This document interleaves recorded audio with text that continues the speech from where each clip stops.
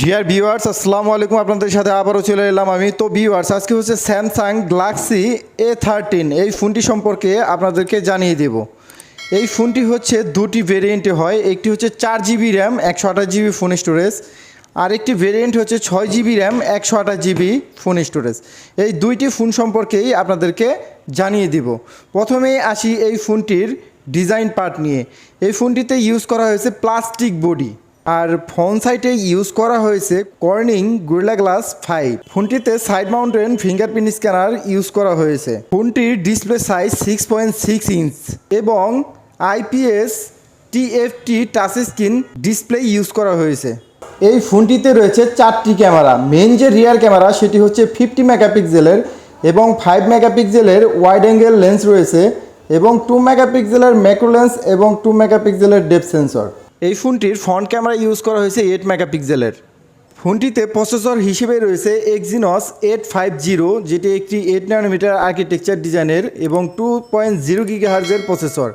আর GPU হিসেবে আছে Mali-G52। ফোনটিতে 5000 mAh ব্যাটারির সাথে রয়েছে 15 ওয়াটের ফাস্ট চার্জিং সুবিধা এবং অ্যান্ড্রয়েড ভার্সন হিসেবে রয়েছে 12। ভিউয়ার্স, স্যামসাং গ্যালাক্সি A13 এই ফোনটি প্রাইস অনুযায়ী যে জিনিসগুলো আমার কাছে বেটার মনে হয়েছে সেটির মধ্যে একটি হচ্ছে রিয়ার ক্যামেরা। এই ফোনটিতে 4টি রিয়ার ক্যামেরা দেওয়া হয়েছে, যার মেন রিয়ার ক্যামেরা 50 মেগাপিক্সেল এবং 5 মেগাপিক্সেল ওয়াইড অ্যাঙ্গেল লেন্স এবং 2 মেগাপিক্সেল ম্যাক্রো লেন্স এবং 2 মেগাপিক্সেল ডেপথ সেন্সর। এটি আমার কাছে খুবই ভালো লেগেছে এই প্রাইস সেগমেন্টের মধ্যে। আরেকটি বিষয় হচ্ছে এর প্রসেসর ইউজ করা হয়েছে Exynos 850, যেটি 8 ন্যানোমিটার আর্কিটেকচার ডিজাইন এবং ক্লক স্পিড 2.0 গিগাহার্জ, যেটা এই প্রাইস সেগমেন্টের মধ্যে আমার কাছে ভালো লেগেছে।